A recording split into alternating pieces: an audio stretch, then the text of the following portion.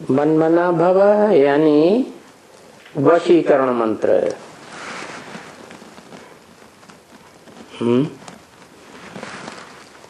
कैसा मंत्र है? वश में करने वाला मंत्र। मानो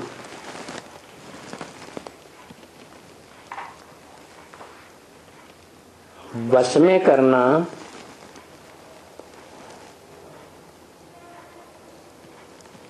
माना बेबस बनाना।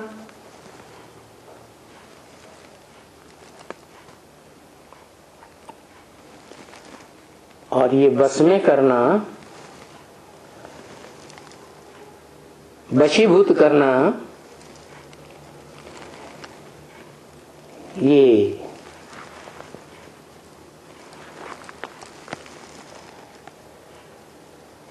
आत्माओं का काम है। जो भोगी हैं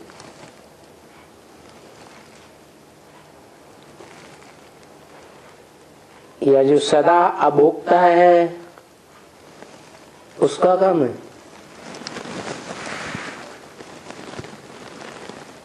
किसका काम है? दो तरह की आत्माएं हैं। इसे षष्ठ रूपी रंगमंच पर भी पार्ट बजाती है। एक है अभोक्ता, अक्षर, कभी भी क्षरित न होने वाली। इसे दुनिया में भी आके पार्ट बजाती है तो भी क्षरित नहीं होती। और दूसरी है क्षर, जो गीता में भी बोला। क्षर माना क्षरित होने वाली, पतित होने वाली, शक्ति छीन करने वाली। तो जो शक्ति छीन करने वाली हैं, क्षर हैं, वो सब भोगी है।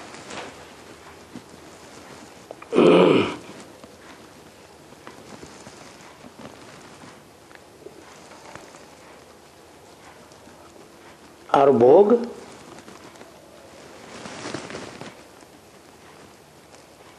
सौ % स्वस्थिति में रहकर किया जा सकता है या देवभान में रह के किया जा सकता है।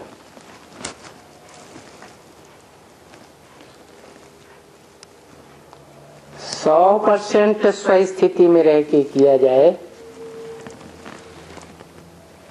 तो वो तो एक के लिए ही संभव है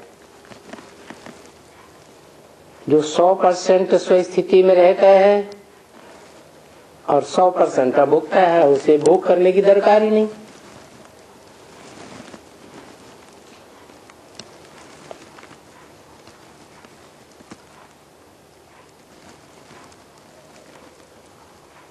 भोग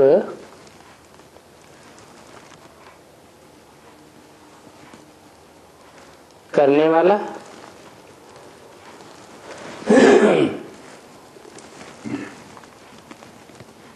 जरूर वश में करेगा।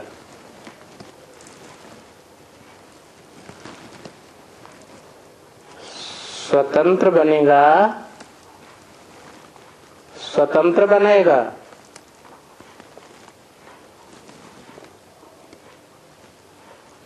कि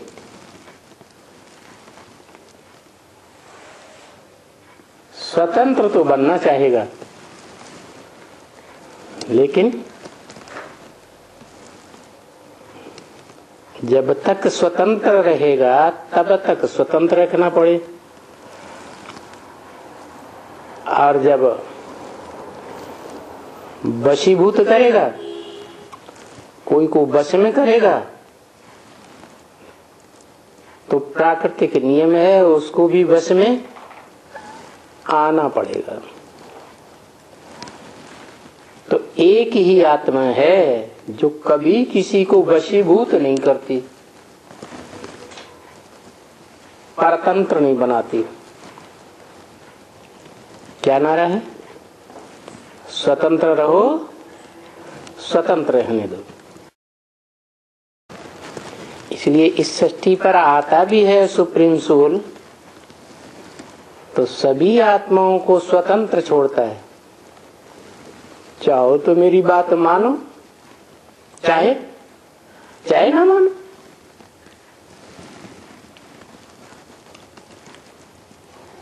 कोई दबाव नहीं।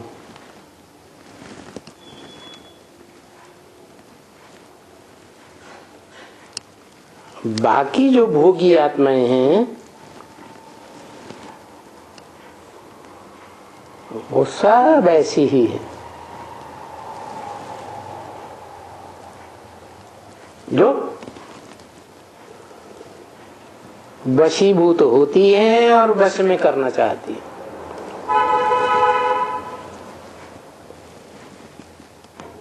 इसलिए वो क्षरित होने वाली है। परंतु उन क्षरित होने वाली आत्माओं में भी एक आत्मा ऐसी है, जब अक्षर इस सृष्टि पर आता है, अभोक्ता इस सृष्टि पर आता है,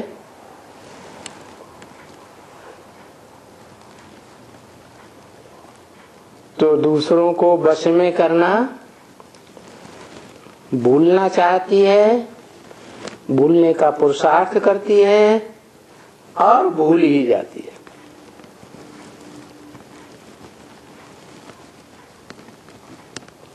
पांच सौ 700 करोड़ मनुष्य आत्माओं से लेकर गिनती में आने वाली 750 करोड़ मनुष्य आत्माएं भी हैं। लेकिन एक ही ऐसी आत्मा है जो उस परम पुरुष, परम पिता, सुप्रीम सोल के पूरे कनेक्शन में आ पाती है।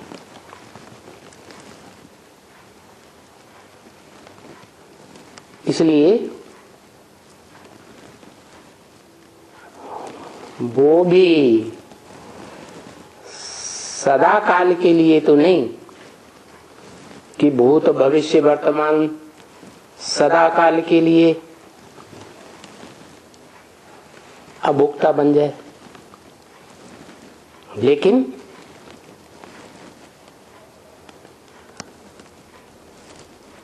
कुछ काल के लिए बनती है या नहीं बनती है।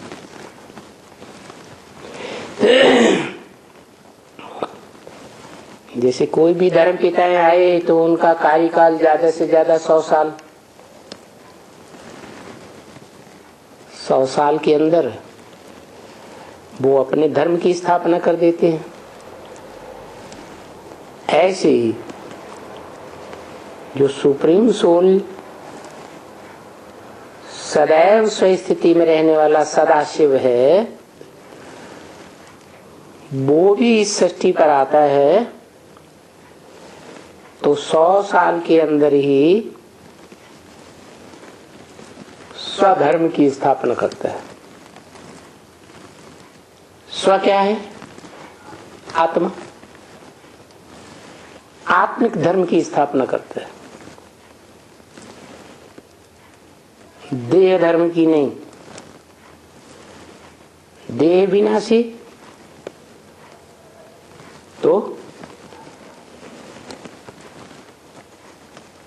देह के धर्म भी विनाशी। आत्मा विनाशी तो आत्मा का जो धर्म है, स्वधर्म, वो भी अविनाशी। लेकिन ये सृष्टि जो है वो अकेली आत्मा से नहीं बनती है।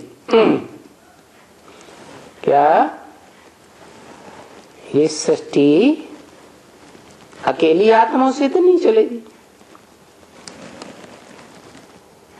सृजन करने के लिए सृष्टि में दो चाहिए। क्या? एंटी सेक्स भी चाहिए कि नहीं चाहिए?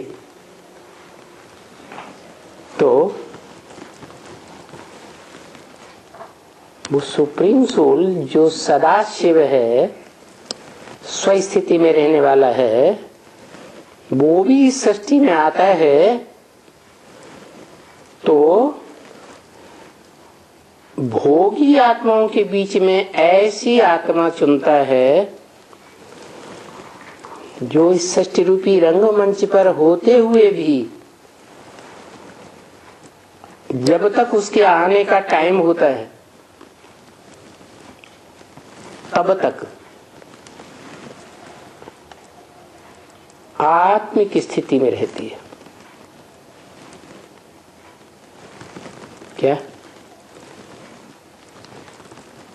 परम पद जिसे कहा गया है इस सृष्टि रूपी रंगमंच में, वो कहते हैं विष्णु पद।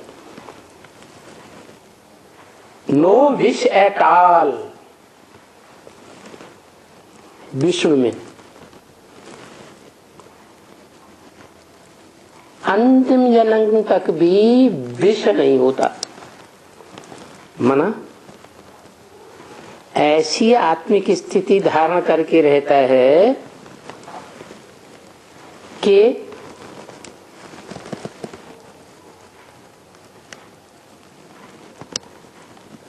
कैसे? इस भक्ति मार्ग की दुनिया में भी ऐसे धर्म संप्रदाय हैं या नहीं जो सिर्फ एक लिंग को मानते रहे हैं, और ये परंपरा जब से वेद बने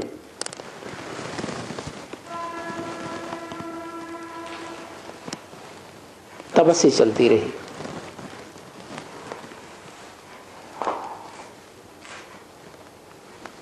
क्या?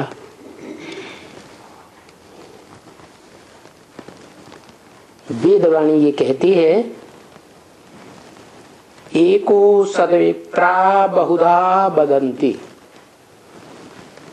इस संसार में एक ही सद माने सच्चा, विप्रा माने ब्राह्मण, एक ही सच्चा ब्राह्मण है जो अनेक प्रकार से गाया हुआ है। ब्राह्मण किसे कहते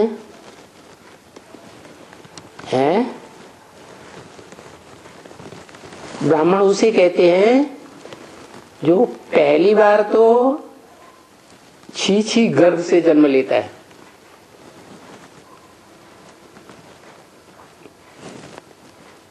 इस दुनिया में कोई भी बच्चा पैदा होता है तो छिछड़े के साथ जन्म लेता है या शुद्ध बच्चा जन्म लेता है?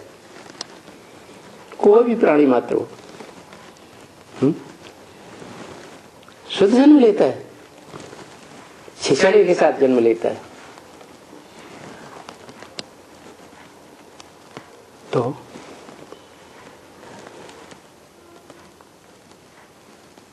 जन्म लेता है तो पहला जन्म है ब्राह्मण का जो गंदगी के साथ होता है। फिर ब्राह्मण सच्चा तब कहा जाता है जब उसका दूसरा जन्म माना जाता है। द्विज, द्वि माने दो, ज माने जन्म, दूसरा जन्म लेता है तब उसे कहा जाता है द्विज। माने दूसरा जन्म कौन सा? गर्भ से जन्म लिया हुआ शरीर ही नहीं, उस शरीर में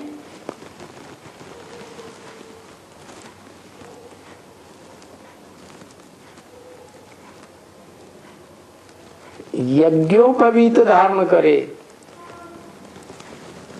क्या नाम दिया? यज्ञ। आज के यज्ञों की बात नहीं है,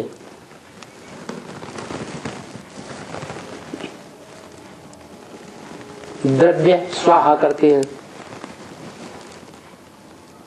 घी, अनाज वगैरह वगैरह नहीं।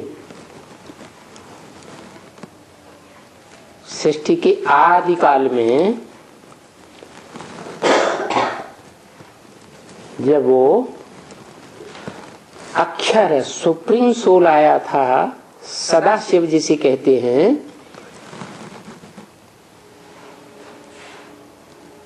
वो स्वयं तो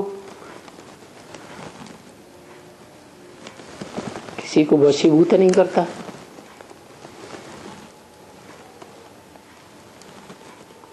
स्वयं किसी के वश में आता भी नहीं, लेकिन जिसमें प्रवेश करता है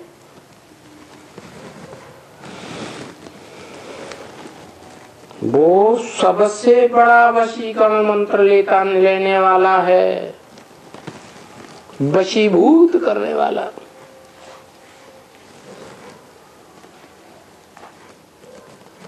ऐसी योग की शक्ति अपने अंदर उत्पन्न करता है। किससे योग लगाकर? जिससे योग लगाकर दुनिया के बड़े बड़े धर्म पिता इब्राहिम, बुद्ध, क्राइस्ट आदि इतनी बड़ी सल्तनत को वश में करने वाले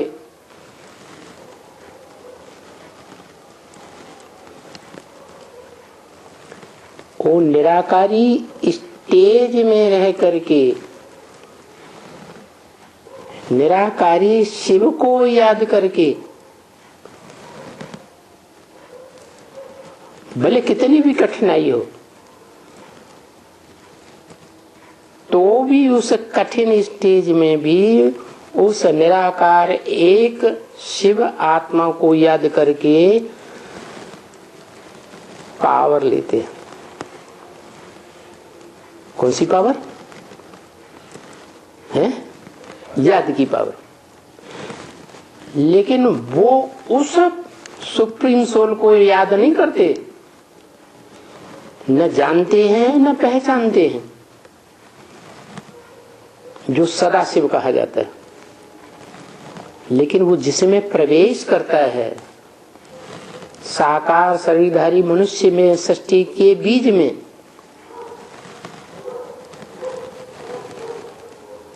उसको पहचान लेते हैं। कब? जब वो निराकारी स्टेज धारण करता है, तो भी उनमें इतनी शक्ति आ जाती है कि इतनी दुनिया की बड़ी बड़ी जनरेशन को कंट्रोल कर लेते हैं, अपने पक्ष में कर लेते हैं। तो वो धर्म पिताओं ने भी कभी वो वशीकरण मंत्र लिया होगा या नहीं, जिसे योग बल कहते हैं।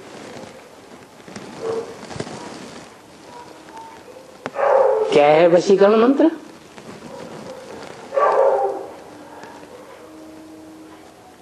आत्मा की शक्ति है, जिस आत्मा में मन बुद्धि रहती है, मन बुद्धि की शक्ति, वो आत्मा ऐसी शक्तिशाली हो जाए कि वाइब्रेशन की शक्ति से ही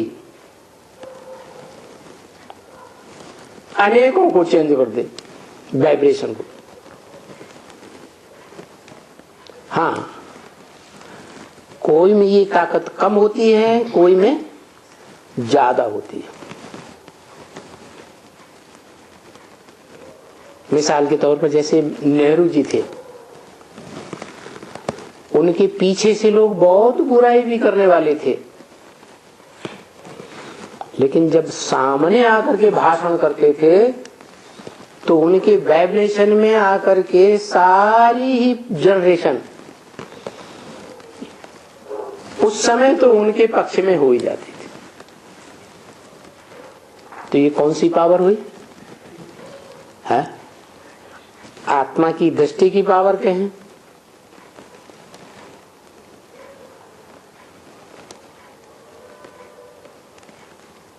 या कर्मेंद्रियों की पावर कहें, या मन बुद्धि के वाइब्रेशन की पावर के हैं?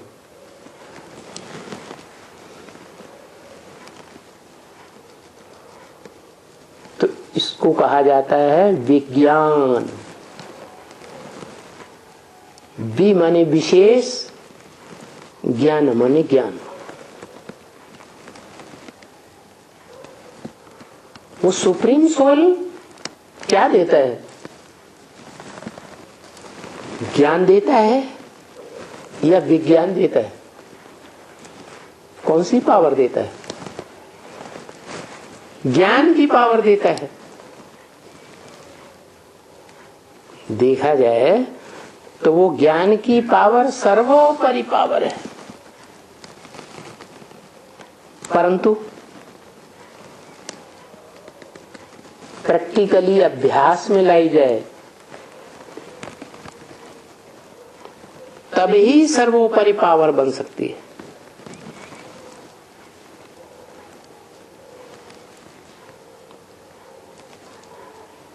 इसलिए गीता में कहा है नहीं ज्ञान सदसम पवित्रम ही विद्यते। इस संसार में ज्ञान के समान पवित्र कोई भी चीज नहीं है। दूध है, घी है, पवित्र है, प्योर है तो ज्यादा ताकतवर होगा, या मिक्सचरिटी है तो ज्यादा पावरफुल होगा। पवित्रता में ताकत होती है। तो जो सिर्फ एक से ही सुनता है, एक की ही बात मानता है, एक ही चलाई ही बातों पर चलता है, वो इस संसार में सबसे जास्ती पावर धारण कर लेता है। इतनी आत्मा रूपी बैटरी में शक्ति धारण करता है कि 1, 2, 4, 10, 20 जन्म तो क्या, पूरे 84 के चक्र में वो ज्ञान की शक्ति काम करती रहती है। जो ज्ञान सिर्फ एक से मिलता है, एक ही है आत्मा 100% सच्चा ज्ञान देने वाली है। ज्ञान कहा ही जाता है सत्य का ज्ञान।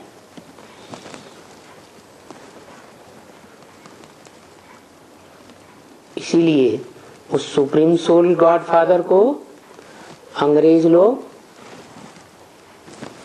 गॉड इज ट्रुथ कहते हैं।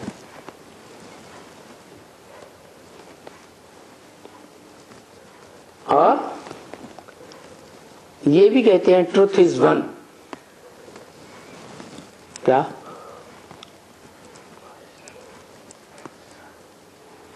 अनेक मनुष्य आत्माएं जो बोलती हैं, बताती हैं, सुनाती हैं, वो सच्चा नहीं हो सकता, क्योंकि सबके अंदर अलग अलग संस्कार स्वभाव भरे हुए हैं जन्म जन्मांतर के। जरूर मिक्सरिटी हुई पड़ी, एक दूसरे से मिक्स होती रहती है, संग का रंग लेती रहती है, लेकिन एक ही सुप्रीम सोल गॉड फादर है जो इस सृष्टि रूपी रंगमंच पर आकर पार्ट बजाता भी है। पति से पति तन में प्रवेश करता भी है, और पति से पति दुनिया में कलयुग के अंत में आता भी है, तो भी कोई का संग के रंग में नहीं आता। सदा अनासक्त रहता है।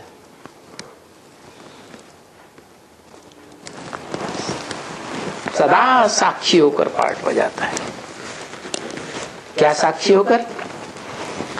कि ये सारी ही आत्माएं जितनी भी क्षय हैं, भोक्ता हैं, इन सब में अपने अपने स्वभाव संस्कार भरे हुए हैं जन्म जन्मांतर के। बिच्छू जैसा प्राणी है तो उसमें काटने का संस्कार स्वभाव जरूर रहेगा।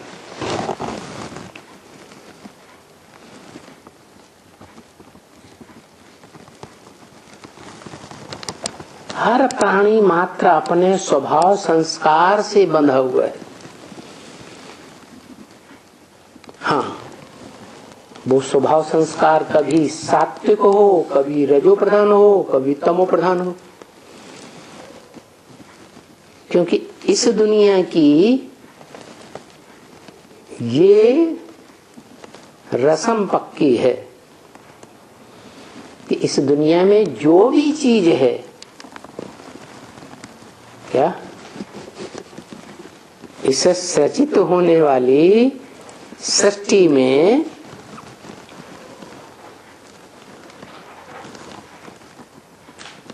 जो भी चीज है, चाहे चैतन्य है चाहे जड़ है, सब चार अवस्थाओं से पसार होती है सृजन काल में। हाँ, जब सुप्रीम सोल आता है तो इस प्रकृति को कंट्रोल करता है। इसलिए गीता में लिखा है प्रकृतिम साम्याधिष्ठाय, प्रकृति को अधीन करता है। ऊपर वाला नहीं, सुप्रीम सोल नहीं अधीन करता है। वो जिसमें प्रवेश करता है वो योग बल के आधार पर प्रकृति के 5 तत्वों को भी कंट्रोल कर लेता है। इसलिए उसे कहा जाता है प्रकृतिपति। सुप्रीम सोल गॉडफादर, आत्माओं का बाप, वो प्रकृतिपति नहीं बनता।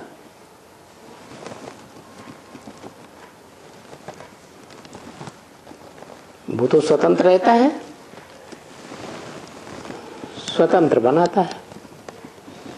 लेकिन जिसमें प्रवेश करता है वो बड़े से बड़ा वशीकरण मंत्र धारण करने वाला है।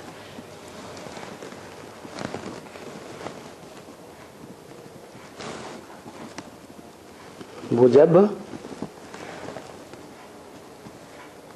परिपूर्ण 100%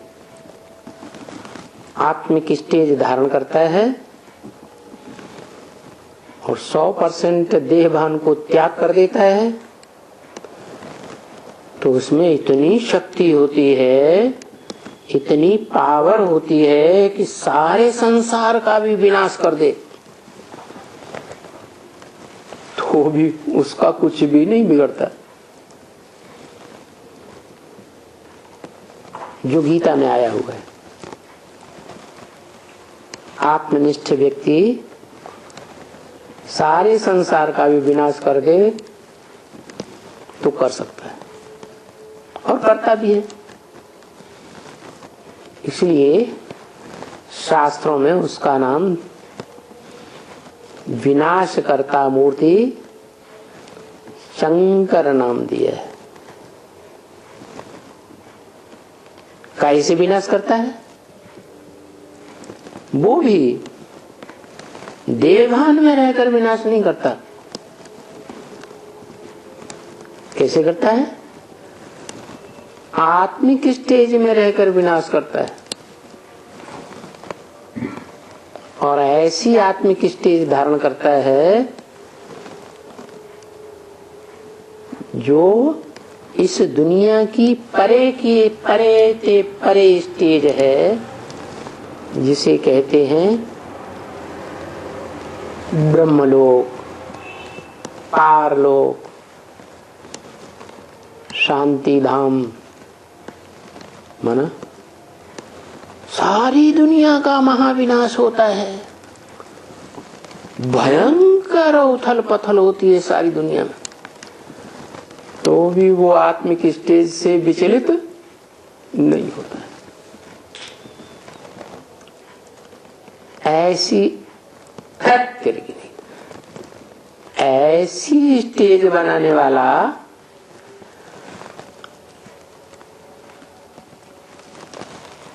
विश्वपति कहा जाता है। विश्व पिता कह लो, जन्मदाता है आदि में और अंत में वर्षा देने वाला है सुख शांति का। तो पिता कहा जाता है। पिता का काम क्या है? जन्म देना और वर्षा देना। जो पिता जन्म ही न दे, कुछ न कुछ वर्षा ही न दे बारिशदार को, तो पिता कहेगा। और फिर वो पति भी है। पति माने पाते, पाते माने रक्षा करने वाला, और रक्षा भी करता है। क्या? ब्रह्मा के रूप में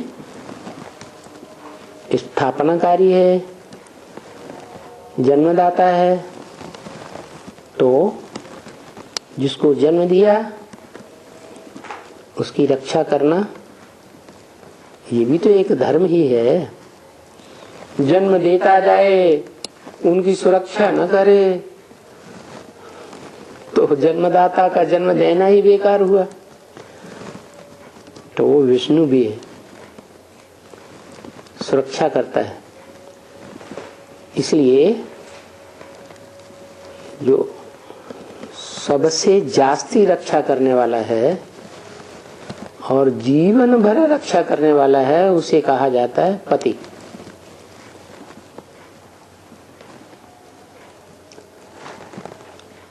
तो ये दोनों ही टाइटल उस आत्मा के हैं जो इस मनुष्य सृष्टि रंगमंच पर बीज है, मनुष्य सृष्टि का बीज।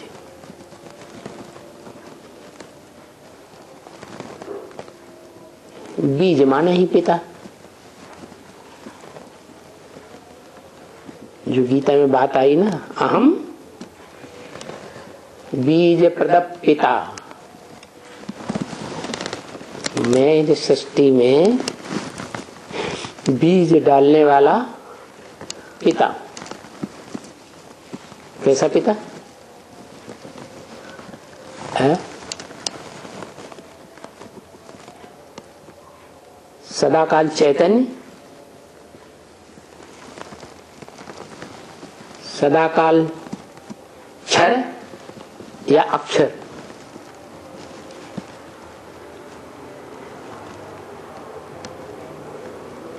आत्मिक रूप में पिता या देह के रूप में पिता? क्योंकि सृष्टि तो दोनों से मिलकर बनती है।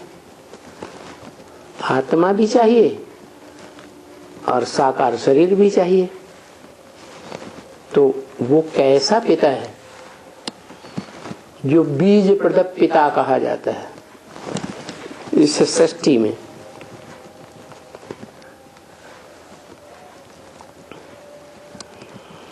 सृष्टि में वो ऐसा पिता है जो साकार भी है और निराकार भी है। तब मानवीय सृष्टि का बीज बनता है। जो सिर्फ निराकार है, निराकारी स्टेज वाला है, वो निराकार आत्माओं का बाप, निराकारी Shiva, supreme soul, God Father निराकार ज्ञान देता है।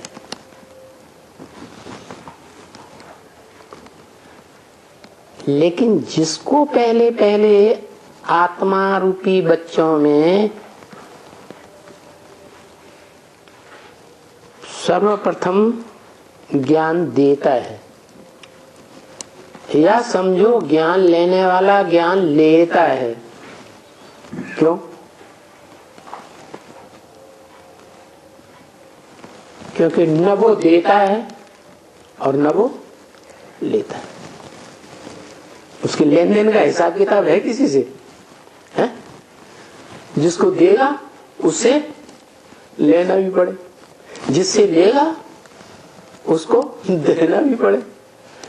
तो वो तो अकर्ता है। तो जिसमें प्रवेश करता है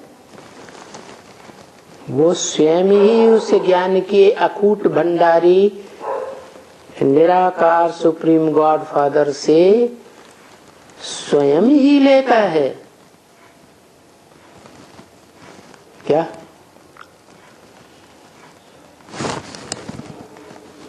वो सुप्रीम सोल देता है? देता तो है, सबको एक जैसा देता है। कोई कह नहीं सकता कि हमको कम दे दिया, इसको ज्यादा दे दिया, नहीं। वो तो आता ही है, उसके पास जो भंडार है वो देने के लिए। लेकिन वास्तव में लेने वाले नंबर वाले, तो जो अव्वल नंबर बड़ा बच्चा सुप्रीम सोल का आत्मिक स्टेज में टिकने वाला इस मनुष्य सृष्टि रूपी रंगमंच में, जिसको कहा जाता है आदम, एडम, वो आदम, वो एडम,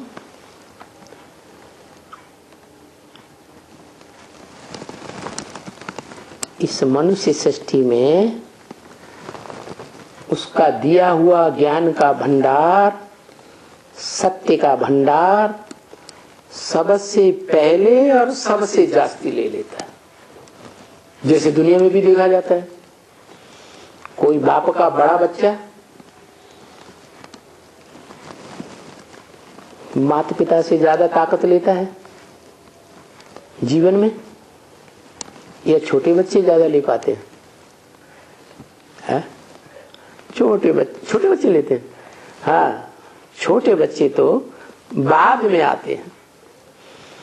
ऐसे ही इस सृष्टि रूपी रंगमंच पर जो आत्माएं बाद में उतरने वाली हैं आत्मलोक से सृष्टि रूपी रंगमंच पर पार्ट बजाने के लिए, वो आत्माएं थोड़ा ही ले पाती है।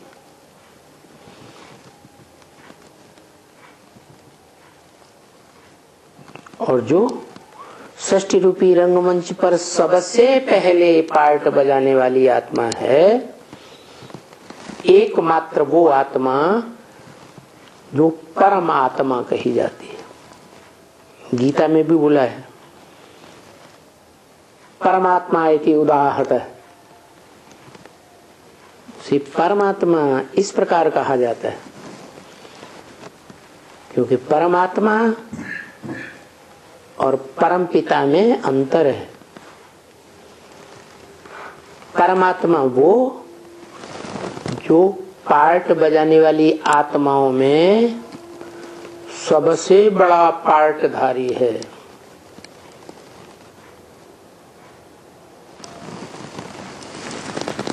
उससे ज्यादा पार्ट कोई इस सृष्टि रूपी रंगमंच पर बजा ही नहीं सकता। इसलिए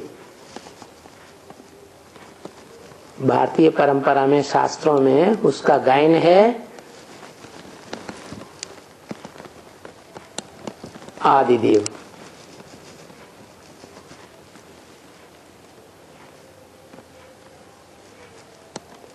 वो देवताओं का भी आदि है।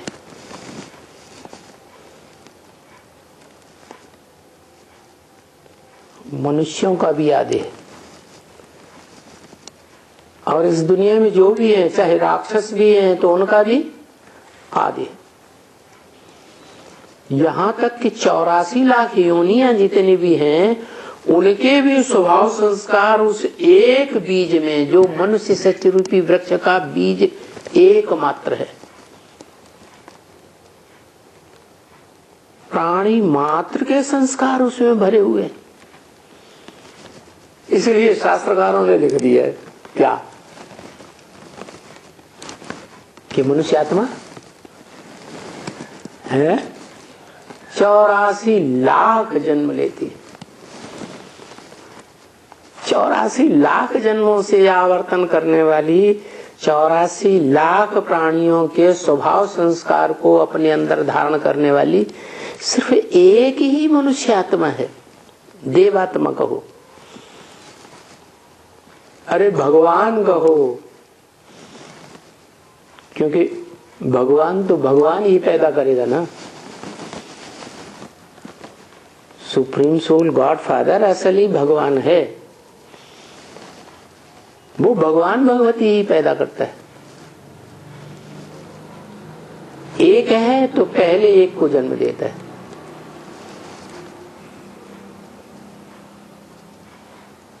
बाद में भगवती आती है। दुनिया में भी ऐसा ही होता है?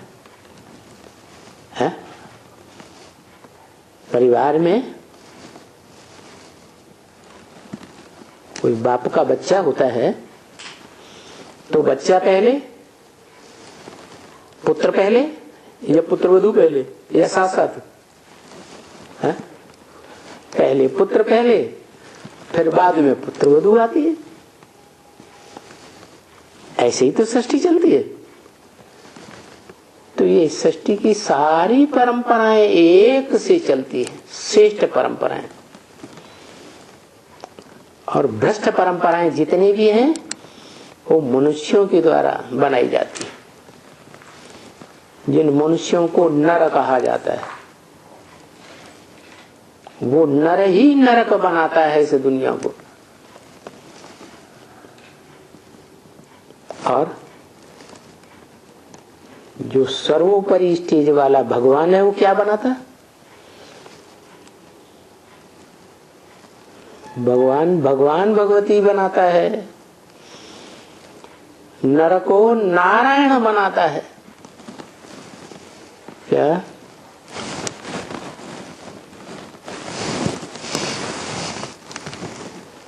उधर खिड़की बंद।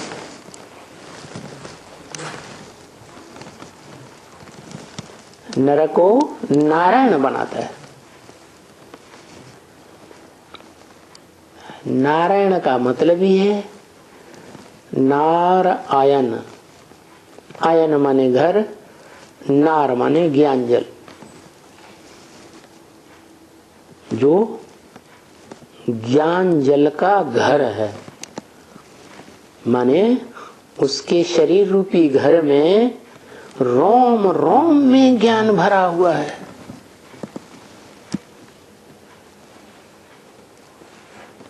इसलिए उसके संपन्न रूप की यादगार शिवलिंग बनाते हैं, जिसका सात्विक रूप सोमनाथ मंदिर में बनाया गया था।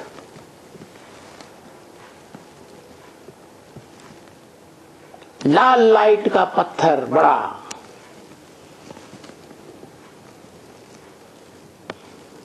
वो लाल लाइट ज्ञान की लाइट है। उसे ब्रह्मलोक की लाइट कहो। उसके कण कण में वो लाइट भरी हुई है। परंतु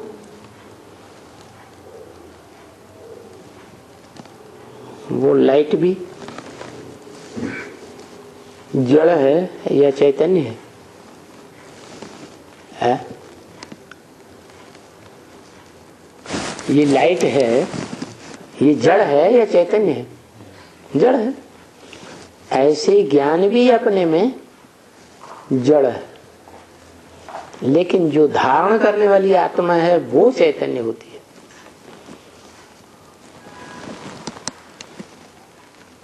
तो जो चैतन्य आत्मा है वो अपने असली स्वरूप में जब आती है, प्रैक्टिस करते करते, देहभान को भूलते भूलते, तब ज्ञान स्वरूप बन जाती है।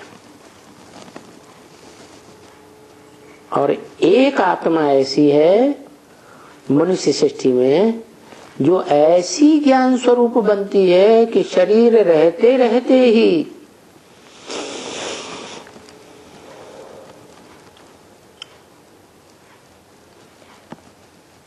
ज्ञान स्वरूप बन जाती है, ज्ञान का अकूट भंडार बन जाती है।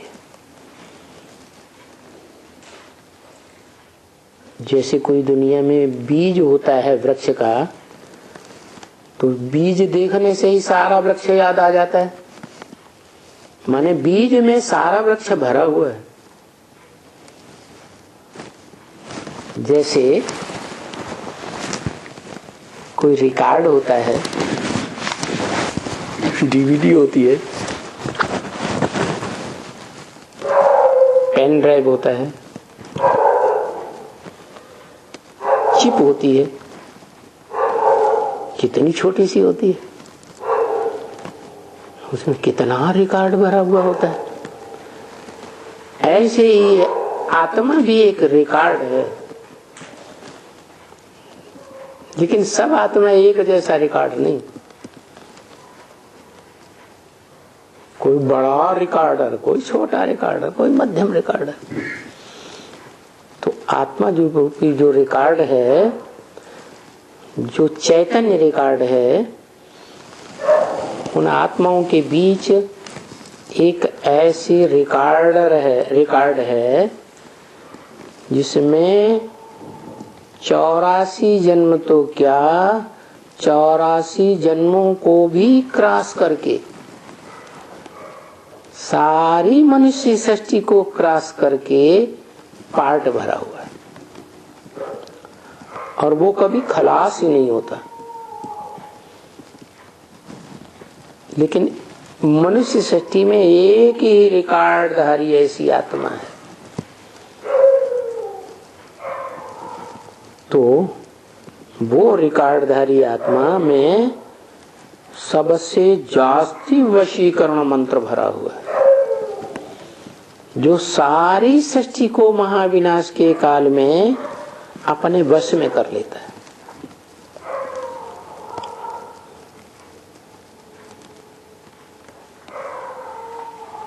तो ये मन मना भव वशीकरण मंत्र है।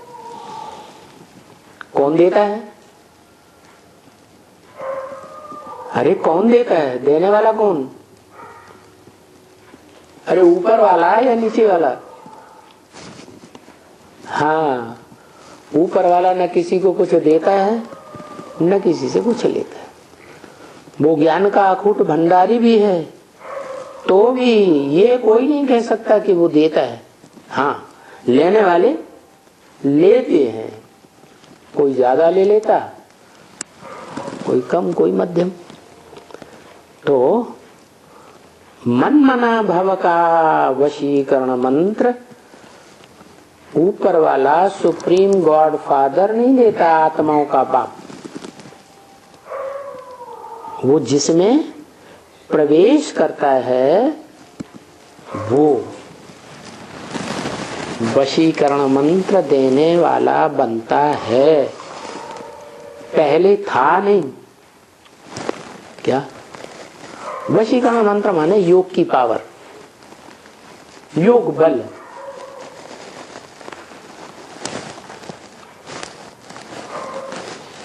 पहले नहीं था, पहले नहीं था, फिर कैसे आ गया? गीता में लिखा, अभ्यासेन तो कौन्तेय वैराग्येण से गृह्यते।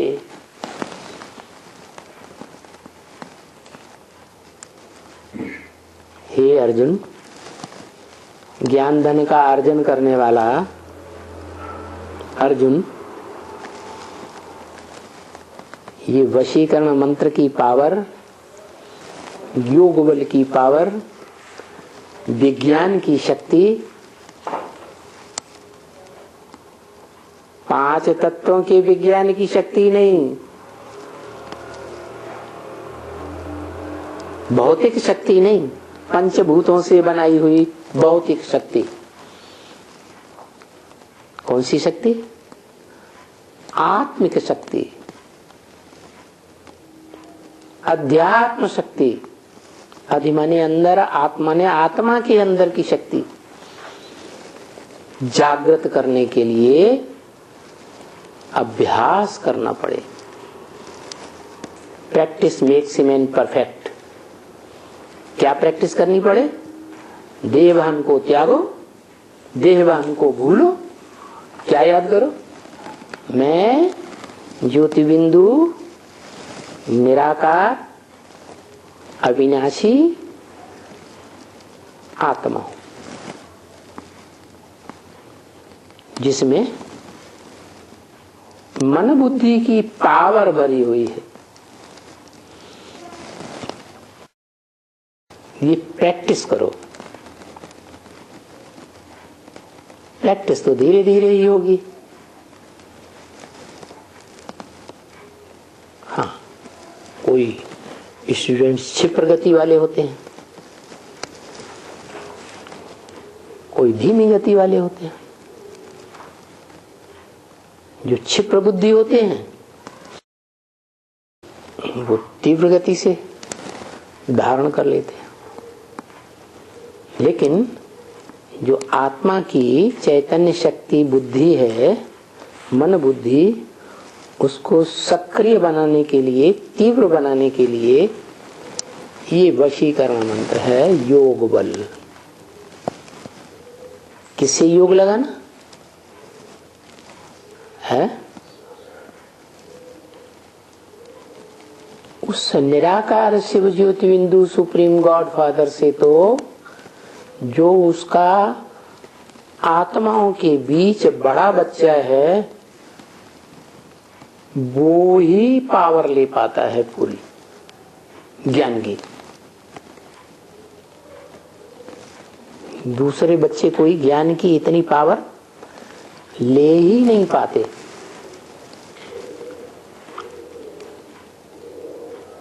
उनमें वो संस्कार ही नहीं है जन्म जन्मांतर के। कौन से संस्कार? ज्ञान के संस्कार। ज्ञान माने जानकारी की संस्कार। काय की जानकारी? सत्य की, असत्य की? सत्य की जानकारी। वो एक ही आत्मा इस सृष्टि रूपी रंगमंच पर जन्म जन्मांतर 84 की चक्र में आने वाली है, जिसको सुप्रीम सोल आकर के नाम देता है शिव बाबा। क्या नाम देता है? शिव बाबा। बाबा माने ग्रैंडफादर।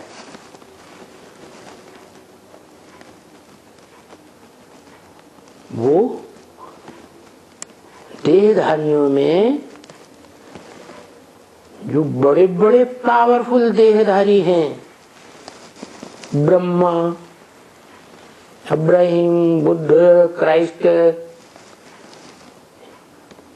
या उनके जीसस जैसे आधार मूर्त,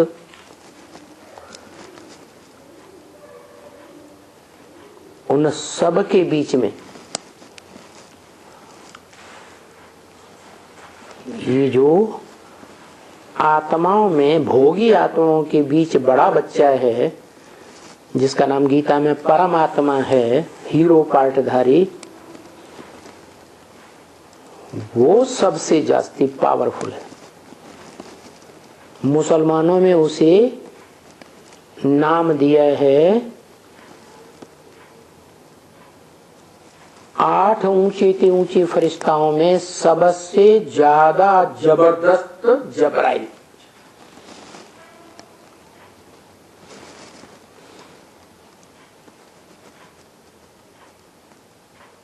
वो ऐसे समझते हैं कि ये शरीर छोड़ने के बाद फरिश्ता बना, लेकिन ऐसी बात नहीं है। देहभान छोड़ने के बाद फरिश्ता बनता है। वो देह तो रहती है, लेकिन देह में, देह की इंद्रियों में कोई भान नहीं रहता। माना देह का सुख नहीं भोगता, देह की इंद्रियों का सुख नहीं भोगता। ऐसी गहरी आत्मिक स्टेज में स्थिर हो जाता है, आत्मिक सुख लेता है, मन बुद्धि का सुख लेता है। जो मन बुद्धि का सुख सबसे बड़ा सुख है, और वो सबसे बड़ी पावर से मिलता है। वो पावर है आत्मिक विज्ञान, भौतिक विज्ञान नहीं, पंचभूतों का विज्ञान नहीं। कौन सा विज्ञान? आत्मा का विज्ञान। नहीं तो देखो आज की दुनिया में भी भौतिक विज्ञान तो सर्वोपरि शक्ति नहीं है दुनिया की, है क्या? प्रूफ नहीं है।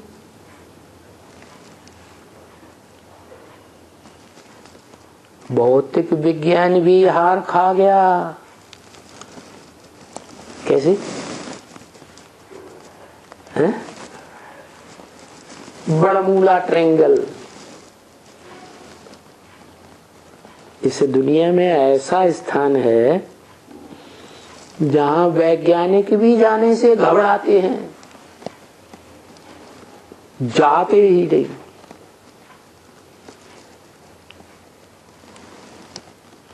इसका मतलब क्या हुआ? ये भौतिक विज्ञान जिसे दुनिया के लोग बड़ी जबरदस्त पावर समझते हैं, भगवान को भी भूल जाते हैं, आत्माओं के बाप को भी भूल जाते हैं। नास्तिक बन जाते हैं, भगवान को भी न मानने वाले, भगवान की रचना हेवन को भी न मानने वाले, क्योंकि भगवान तो हेवनली गॉड फादर है, हेवन स्थापन करने वाला है। कहते हैं कुछ नहीं होता है भगवान स्वर्ग वर्ग, न स्वर्ग को मानते, न ये मानते कि हम नरक में रहते, नरक को मानते, न आत्मा को मानते, न परमात्मा को मानते। बस अपने ही अहंकार में रहते हैं। पंचभूतों का ज्ञान हमारे अंदर भयंकर भरा हुआ है, देह का ज्ञान। अरे देह विनाशी, देह के पंचभूत विनाशी, तो ज्ञान भी कैसा? विनाशी। असली चीज क्या है? इस देह में जो आत्मा है, इस देह को चलाने वाली, जब तक इस देह में मौजूद है, इस देह की श्रेष्ठ ज्ञान इंद्रिय में से, आंख में से वो रोशनी निकलती है जो सारे संसार को घूम फिर के देख सकती है। वो रोशनी, वो ज्योति ही आत्मा है, जो इन दोनों आंखों के बीच में एक आंख है महामंत्री और एक आंख है सेनापति। क्या? सेनापति सारी सेना को देखता है, यह है रूहानी मिलिट्री। और एक आंख है श्रेष्ठता को देखने वाली। तो ये दो आंखों के बीच में, महामंत्री और सेनापति के बीच में बैठने वाली ये आत्मा रूपी राजा के रूप में बैठती है और सारे शरीर रूपी राज्य को कंट्रोल करती है। ये ज्योति स्वरूप है, अविनाशी ज्योति है। अणुअणियांसम गीता में इसको बताया गया, अणु से भी अणुरूप, अति सूक्ष्म। मन बुद्धि की शक्ति से भरी पूरी ऐसी आत्मिक शक्ति को पहचानना बहुत जरूरी है। नहीं तो देह का जो भौतिक विज्ञान है पंचभूतों वाला, उसी के अहंकार में मर जाएंगे।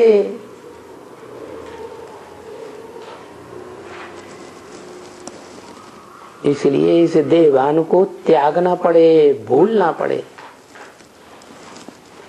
आत्मिक स्थिति को धारण करना पड़े।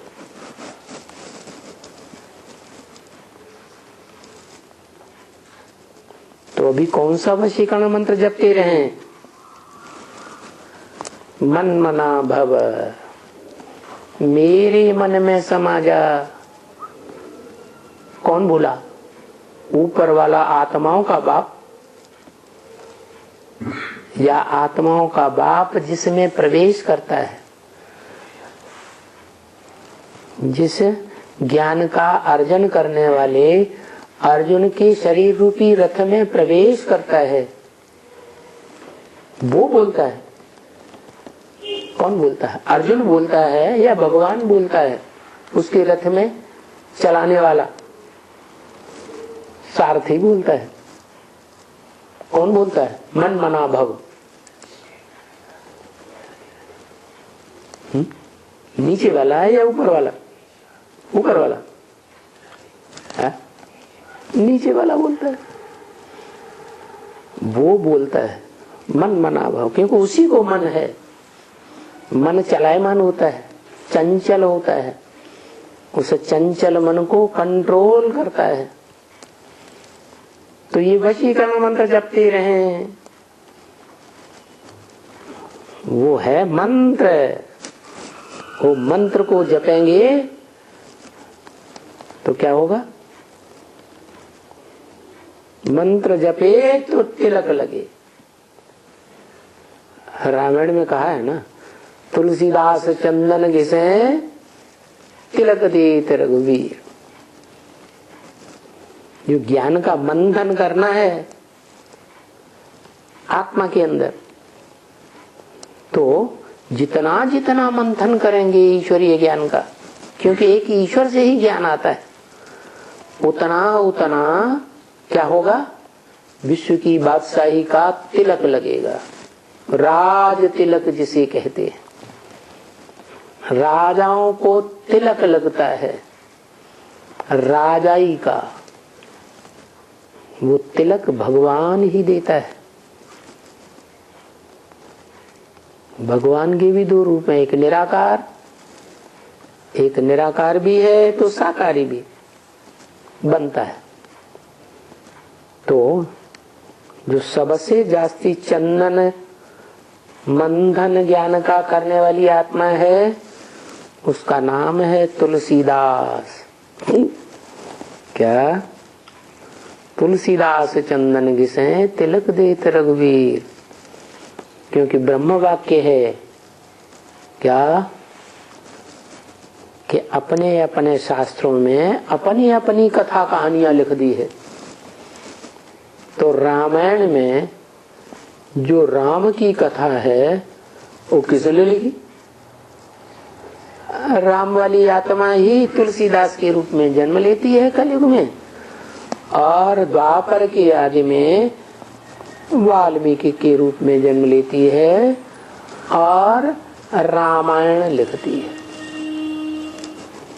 जिस रामायण में लिखा है वेद शास्त्र सब ग्रंथन को रस, क्या वेदों का भी सार समाया हुआ है, शास्त्रों का भी सार समाया हुआ, सभी ग्रंथों का सार समाया हुआ है।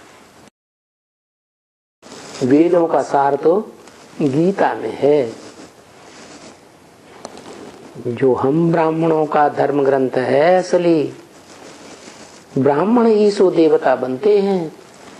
ये देवी देवता सनातन धर्म का असली ग्रंथ है। नहीं तो आज के भारतवासी तो अपने धर्म ग्रंथ को भूल गए, धर्म पिता को भूल गए, धर्म शास्त्र को भी भूल गए। दुनिया के दूसरे धर्म वाले इस्लामी, बौद्धी, क्रिश्चियन सब अपने धर्म शास्त्र को जानते हैं, धर्म पिता को जानते हैं, मानते हैं, धर्म को भी जानते हैं, उसी धर्म पर चलते हैं। लेकिन भारतवासी इतने पुराने तमो प्रधान हो गए, बुढ़े, कि सब कुछ भूल गए। अब ऐसे भारत को फिर से स्वर्ग बनाने के लिए हेवनली गॉड फादर आया हुआ है इस सृष्टि पर, जो कहते हैं तुलसीदास चंदन घिसे तिलक देत रघुवीर। रघु माने सूर्य, जो सूर्य है वो ही सूर्यवंशियों को जन्म जन्मांतर की राजाई देता है। ये राजतंत्र है जो भगवान के द्वारा तैयार किया जाता है राजयोग से। ये गीता का राजयोग बहुत प्रसिद्ध है संसार भर में। इसलिए गीता की जितनी टीकाएं हैं हर धर्म में उतनी और किसी ग्रंथ की टीकाएं नहीं मिलेंगी।